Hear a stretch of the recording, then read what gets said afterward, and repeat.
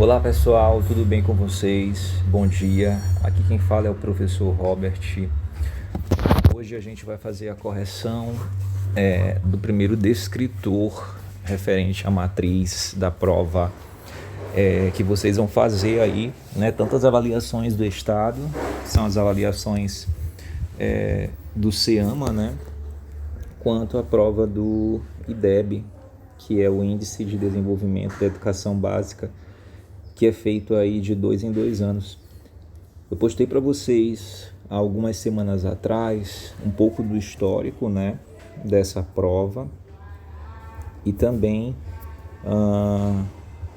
o primeiro descritor, né? Postei algumas videoaulas de alguns professores do YouTube falando um pouquinho sobre o primeiro descritor, que é justamente esse aqui, né?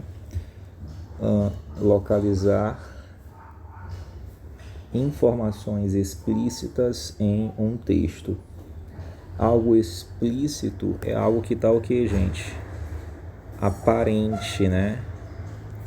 É algo que está aparecendo. Essa seria a aparente. É algo que não está escondido, é algo que está visível, é algo que está claro. Então, dá para a gente localizar no próprio texto. É um dos descritores mais fáceis. Em português, vocês vão ter que enfrentar 21 descritores. Eu não sei como é que é a matriz de matemática, mas a prova do IDEB, ela vai consistir, né, em vocês responderem itens, questões referentes a esses dois componentes curriculares, a essas duas disciplinas, língua portuguesa e matemática. E essa prova sempre é feita nas últimas séries dos ciclos, na verdade, não são últimos ciclos, né? Porque o último ciclo é esse que vocês estão agora, o terceiro ano da educação básica. Mas a prova vai ser feita por alunos do quinto ano, que é a antiga quarta série, das séries iniciais e fundamental, alunos do nono ano, que fecha aí as séries finais, e alunos do terceiro ano, no caso vocês, foram escolhidos para fazer, porque estão no terceiro ano, no ano da prova do IDEB. Então a gente vai ter que estudar. Eu quero marcar com vocês terças-feiras, eu acho que eu marquei terças-feiras, para a gente ter pelo menos um horário, para a gente enfrentar aí cada um desses descritores. É importante os professores estarem empenhados em fazer essa prova, e vocês também, né, mesmo em tempos de pandemia, porque é através dessa prova que as políticas públicas, né, podem ser melhor direcionadas, principalmente para aquelas escolas que estão com o IDEB mais baixo, né, que pode ser feito para melhorar esse IDEB, para melhorar esses indicadores. Enfim, gente, é basicamente isso. Então vamos começar.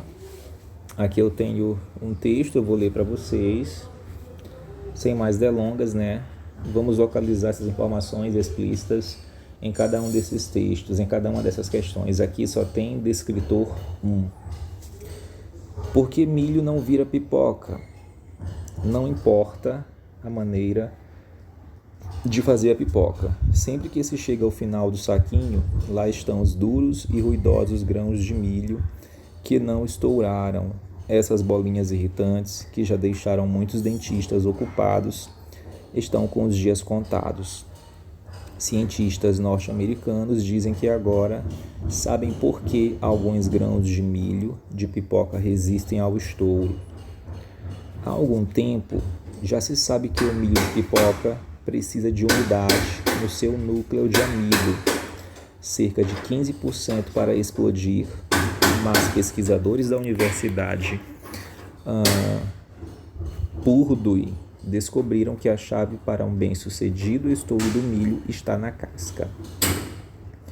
É indispensável uma excelente estrutura de casca para que o milho estoure.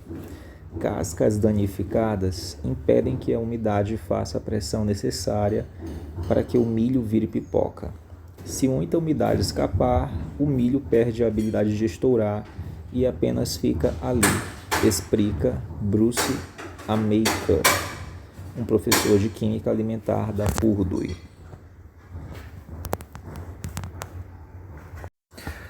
Bem, pessoal, peço desculpa para vocês aí pelos barulhos externos, né? Mas são coisas do home office. Esse texto aí foi publicado no jornal, foi publicado em O Jornal, né?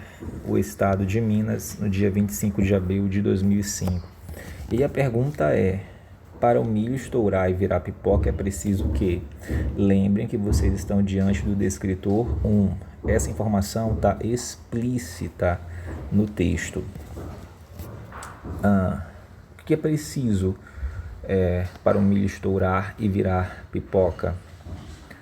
Que a casca seja mais úmida que o núcleo, que a casca evite perda de umidade do núcleo, que o núcleo de amido estoure bem devagar, ou que o núcleo seja mais transparente que a casca, ou ainda que a casca seja mais amarela que o núcleo. Bem, pessoal, nessa primeira parte aqui, no parágrafo 1º, ele faz uma introdução falando um pouco, né, sobre a maneira de se fazer pipoca e sobre alguns milhos, alguns grãos de milhos, na verdade não os milhos, né, em si, mas os grãos de milhos que não estouraram. E aí aqui nesse parágrafo ele vai trazer justamente a resposta explícita que a gente quer. Para o milho estourar e virar pipoca é preciso que, há algum tempo já se sabe que o milho de pipoca precisa de umidade no seu núcleo de amido, né? Para que ele venha o que?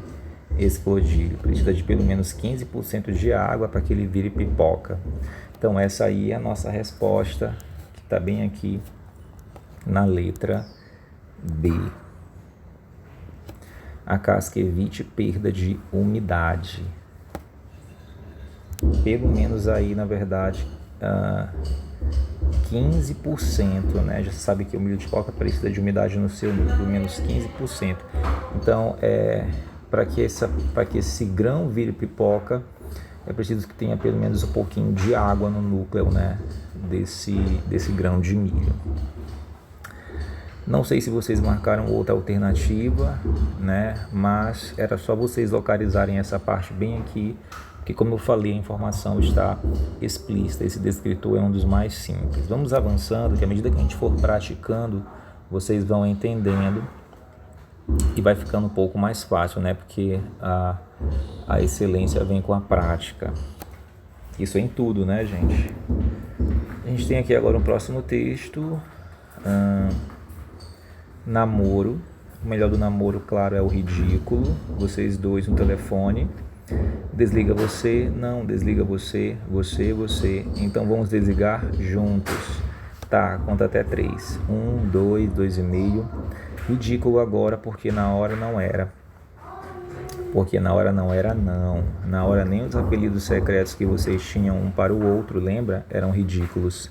Ronron, Suzuka, Alcizanzão, Suruzuca, Gongonha, Gongonhalma, Moza, Purupupuca. Não havia coisa melhor do que passar tardes inteiras no sofá, olho no olho, dizendo: as dondonzeira amam os dondonzeiro. Continuando. Opa! Aqui foi o que eu escrevi anteriormente, mas não vai deixar para ficar assim mesmo, dá pra gente ler. Mas os dondonzeiro amam as dondonzeira, mais do que as dondonzeira amam os dondonzeiro. Não. As dondonzeira amam os dondonzeiro mais do que etc. E entremeando o diálogo, longos beijos, profundos beijos, beijos mais do que de línguas, beijos de amígdalas, beijos catetéricos, tardes inteiras, confesse, ridículo só porque nunca mais. Depois de ridículo, o melhor do namoro são as brigas. Quem diz que nunca, como quem não quer nada, arquitetou um encontro casual com a ex ou ex, só para ver se ela ou ele está com alguém, ou para fingir que não vê, ou para ver e ignorar, ou para dar um abano amistoso, querendo dizer que ela ou ele agora significa tão pouco que podem até ser amigos. Está mentindo. Está mentindo. E melhor do que as brigas são as reconciliações, beijos ainda mais profundos, apelidos ainda mais lamentáveis, vistos de longe. A gente brigava mesmo, era para ser reconciliado, pois lembra? Perdão. 8 entre 10 namorados transam pela primeira vez fazendo as pazes. Não estou inventando, o IBGE tem estatísticas. Esse texto é do Luiz Fernando Veríssimo, publicado em O Correio Brasiliense, que é um jornal de Brasília. Vamos aqui ao enunciado da questão. No texto, o que se considera melhor do namoro? Considera-se que o melhor do namoro é o ridículo. Foi esses exemplos que ele deu aqui, né, dos apelidos, do diálogo, né, que é muito peculiar entre namorados. Só que esse ridículo tem que estar associado aqui às brigas por amor, às mentiras inocentes, às reconciliações felizes, aos apelidos carinhosos ou aos telefonemas intermináveis. A gente pode descobrir a informação explícita dessa pergunta nos 2 últimos parágrafos. A pergunta é: o que se considera no namoro de melhor associado isso ao ridículo, né? Não, ele diz assim, considera-se que o melhor do namoro é o ridículo, a gente já viu aquelas situações. Esse ridículo associado a quê? Ele traz, depois de ridículo,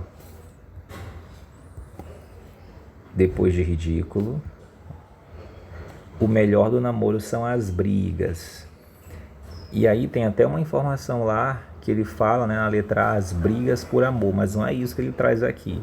Aí ele vai trazer uma situação aqui, né, da pessoa que marca um encontro com o ex para causar ciúme, para dizer que tá tudo bem.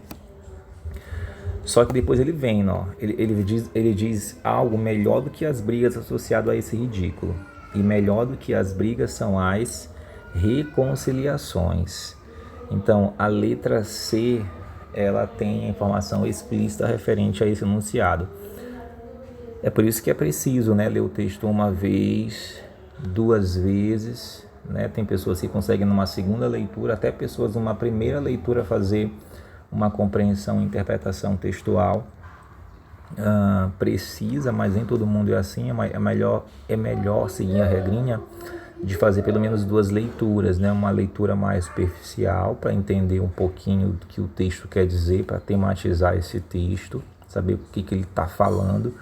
Uma leitura mais peculiar, mais atenta, né? Dessa vez para tentar responder as perguntas propostas. Então aqui a nossa formação explícita seria a letra C. Reconciliações felizes, né? As reconciliações felizes associadas ao ridículo são consideradas o melhor do namoro. Vamos avançando aqui para a nossa próxima questão. Os índios descobertos pelo Google Earth. 2 aldeias de índios que vivem isolados foram fotografadas pela primeira vez na fronteira entre o Peru e o Acre. O sertanista José Carlos Meireles da FUNAI havia encontrado ainda em terra vestígios de 2 etnias desconhecidas e dos nômades mascos. Riele Franciscato, outra sertanista da FUNAI, localizou as coordenadas exatas das Malocas pelo Google Earth, programa que fornece mapas por satélite. Meireles, que procurava os povos havia 20 anos, sobrevoou a área e avistou os roçados e as ocas. O avião assustou a tribo, que nunca teve contato com o homem branco. As mulheres e crianças correram e os homens tentaram flechar o avião. A exploração de madeira no lado peruano pode ter estimulado a migração das etnias para o território brasileiro. Está aparecendo aqui esses ícones, é porque eu fiz o print do aplicativo, né, do Word no celular, e aí ele foi printando todas as imagens, né? Podem ver até aqui em cima o cursor printado também, viu, gente? Mas isso não influenciou na leitura, eu espero que não. Então vamos à questão. De acordo com esse texto, né, dos índios que foram descobertos, o primeiro contato entre os índios descobertos e o homem civilizado despertou o que nos índios? Alegria, dúvida, raiva, repulsa ou susto. A gente pode perceber isso aqui no último parágrafo, né? Aqui ela fala que essa pesquisadora, né, na verdade ela é sertanista, não é pesquisadora, gente. Ela é sertanista da FUNAI, né? Mas acredito que seja pesquisadora, né? Tanto ela quanto Meirelles. Ele fala aqui, né, que ela também estava tentando localizar essas coordenadas das malocas pelo programa. E aí ele fala bem aqui assim nesse parágrafo, ó, o avião, né, ela diz aqui, na verdade não é nem a Riele, é o Meirelles que procurava os paus havia 20 anos, sobrevoou a área e avistou os roçados. O avião assustou a tribo que nunca teve contato com o homem branco. A pergunta é, de acordo com esse texto, não é isso que ele fala, o primeiro contato entre índios descobertos e homem civilizado despertou o que nos índios? Susto, eles ficaram assustados, né? As mulheres e crianças correram, os homens tentaram se proteger e proteger a tribo, né? Então aqui não ficaram alegres, nem em dúvida, nem com raiva, nem repulsa, ficaram assustados. Não dá para dizer que eles ficaram com raiva, né? Porque o texto não traz isso. O que eles ficaram realmente, o que está explícito realmente é isso bem aqui, ó. Assustados, né? O verbo assustar trouxe o susto.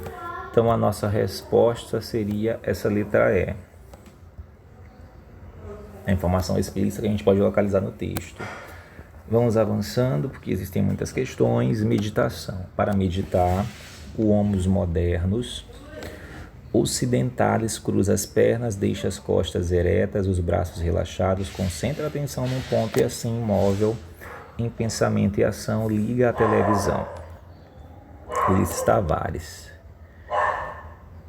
A expressão homos modernos ocidentais refere-se aqui aos homens que vivem nas cidades, às pessoas que assistem TV, à sociedade moderna ocidental, a sociedade machista e patriarcal ou as pessoas em qualquer tempo histórico. A letra E é a mais absurda, né, gente? É para ser tirada logo. Esse homos modernos, ele diz que para meditar, ele cruza as pernas, as costas ficam retas, braços relaxados, concentra a atenção no ponto e assim imóvel, em pensamento e ação, liga a TV. Será que seria só as pessoas que assistem TV? Homos modernos ocidentais, né? Até pela nomenclatura do nome, a gente pode tirar também aqui a questão da sociedade, né? Essa letra D também é absurda e não falaram de machismo aqui. Eu acredito que vocês poderiam ficar entre a letra A, B e C. Mas aqui a resposta seria aos homens que vivem nas cidades, né? Daria para a gente pensar no homem que vive no meio rural, não no meio urbano, de acordo aqui com esse texto? Eu acredito que não, porque o homem do meio rural, ele não tem tanto tempo, ele é mais disposto, né, para o trabalho do que o homem da cidade, né? Eu não sei se a prática no meio rural, né, não sei hoje, mas geralmente quem trabalha no meio rural não tem muito tempo para ver televisão, né? Quando chega já é mais para descansar, para o outro dia já iniciar um novo ciclo de trabalho. Mas os homens modernos, depois de um dia de trabalho, eles querem realmente relaxar, né? Ligar a televisão, né? Ligar no futebol, assistir o jogo das quartas-feiras. E é basicamente isso, né? Isso é mais perceptível na cidade. Por isso que a nossa resposta seria a letra A, viu? Os homens que vivem nas cidades. Vocês poderiam dizer assim, professor, mas essa informação não está tão explícita, né? De fato, não está tão explícita como nas outras questões, né? Aqui a gente teria que fazer mais uma interpretação. Não sei se essa questão que ele colocou aqui seria realmente a esse descritor. Porque aqui a gente não tem aqui a questão de... Aqui a gente fez uma inferência, seria mais o próximo, tem um descritor que é assim, que fala que é a partir do texto, né, tirar a inferência e fazer a interpretação, porque são 21 descritores. E esse material aqui quem fez foi um professor que trabalha bastante tempo com isso, né? Com essa professor Warles, né? O blog dele é muito bom. Lá tem uma bagatela, né? De questões, tanto de português quanto de matemática. Então, ele talvez tenha se confundido, mas tudo bem. Vamos avançando. Apelo. Próxima questão. Amanhã faz um mês que a senhora está longe de casa. Primeiros dias, para dizer a verdade, não senti falta. Bom chegar tarde. Esquecido na conversa de esquina. Não foi ausência por uma semana. O batom ainda no lenço. O prato na mesa por engano. A imagem de relance no espelho. Com os dias, senhora, o leite, primeira vez, coalhou. A notícia de sua perda veio aos poucos. A pilha de jornais ali no chão. Ninguém os guardou debaixo da escada. Toda a casa era um corredor deserto. Até o canário ficou mudo. Não dar parte de fraco? Ah, senhora, fui com os amigos. 1 hora da noite eles se iam. Ficava só sem o perdão de sua presença. Última luz na varanda a todas as aflições do dia. Sentia falta da pequena briga pelo sal no tomate. Meu jeito de querer bem. Acaso é saudade? Senhora, vamos continuar aqui. As suas violetas na janela não lhes poupei água e elas murcham. Não tenho botão na camisa, calço a meia furada, que fim levou o saca-rolha? Nenhum de nós sabe, sem a senhora conversar com os outros, bocas raivosas mastigando. Venha para casa, senhora, por favor. O nome do texto é apelo. A gente percebe aí que alguém está sentindo a falta de outra pessoa, né? E a gente realmente dá mais valor ao outro quando o outro parte, né? Quando o outro vai embora. E aí a pergunta é, de acordo com esse texto, nos primeiros dias do narrador, achou bom chegar tarde, deixou de guardar os jornais, pediu para a senhora voltar ou procurou sacar rolha? Nos primeiros dias, né? Então bora ver bem aqui, onde é que fala aqui? Bem aqui no início, né? Amanhã faz um mês que a senhora está longe de casa. Primeiros dias, para dizer a verdade não senti falta, bom chegar tarde. Esquecido na conversa de esquina, não foi ausência por uma semana. O batom no lenço, o prato na mesa por engano, a imagem de relance no espelho. Bem, o que a gente pode perceber aqui, pessoal, é que ele vai fazendo uma narrativa toda em cima de ações, né, que aconteciam quando essa senhora estava lá.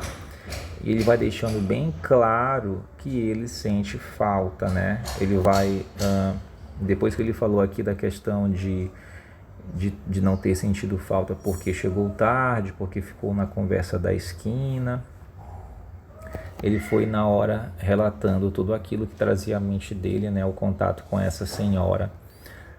E isso aqui vai ficar, na verdade, ele vai falando tudo isso, ele vai fazendo essa descrição, esses relatos, até quando ele diz, né, venha para casa, senhora, por favor. Então, se vocês marcarem a letra A, a letra B ou a letra D, vocês vão estar sendo, não é que esteja errado, né? Mas vocês vão estar incompletos, porque a informação que está explícita aqui nesse texto, que a gente pode perceber, é que ele pede para a senhora voltar. As outras informações não são completas. A informação completa que realmente traz aquilo que a pergunta quer de forma explícita e aparente é essa saudade que ele sente aí dessa senhora. Por isso que a letra C é o nosso gabarito, viu, pessoal? Tem que ficar atento a isso também. Vamos para o próximo texto, história deliciosa. Nada mais gostoso que cheirinho de pão quente de manhã. Muita gente pensa assim em vários países. Há milhares de anos, o pão foi o primeiro alimento criado pelo homem. Há cerca de 12 mil anos. Antes todos dependiam da caça e da pesca para comer. Quando os antigos aprenderam a plantar trigo, deram um grande passo para se desenvolver e conquistar novas terras. Descobriram que os cereais eram fáceis de plantar resistentes e permitiam fazer pão. No começo, os grãos eram moídos e misturados à água e a massa assada sobre cinzas. O resultado era um pão fino e duro, torrado e meio sem gosto, mas era só o começo de uma longa história. Primeiras delícias. Os antigos egípcios criaram um tipo de pão que conhecemos hoje. Um dia esqueceram a massa no sol e ela fermentou. Eles assaram e perceberam que aquele fenômeno deixava o pão mais leve, cheio de furinhos, e passaram a usar massa fermentada. No Egito, o pão era tão importante que servia como pagamento para os trabalhadores, e os nobres também valorizavam esse alimento. Na tumba de Ramsés III, há desenhos em relevo com o formato de pães, doces e bolos. No Brasil, os pães chegaram trazidos pelos portugueses na época da colonização e por muito tempo eram consumidos pelos ricos, pois o trigo era muito caro. As primeiras padarias só surgiram por volta de 1950, tocadas por italianos e portugueses. Interessante, né? E fala de pão o texto, né? Tanto o texto primeiro quanto o texto segundo. E aqui ele pergunta, esse texto informa que na antiguidade usavam-se como forma de pagamento. Isso aqui tá claro, né? Bem aqui, ó. No Egito, o pão era importante que servia como pagamento para os trabalhadores. Isso aqui está muito explícito. Então, a nossa letrinha correta aí vai ser qual, gente? Vai ser a letra E.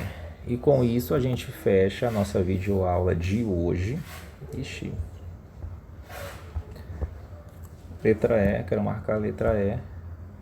Só que ela está lá embaixo. Mas a resposta é pães. Ok, pessoal, então ficamos aqui com o nosso primeiro descritor. Visualizem essa aula, eu vou passar uma atividade para vocês.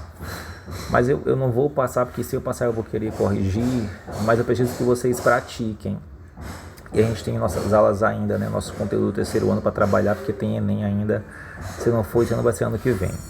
Agradeço a atenção de todos, fiquem com Deus e até a próxima.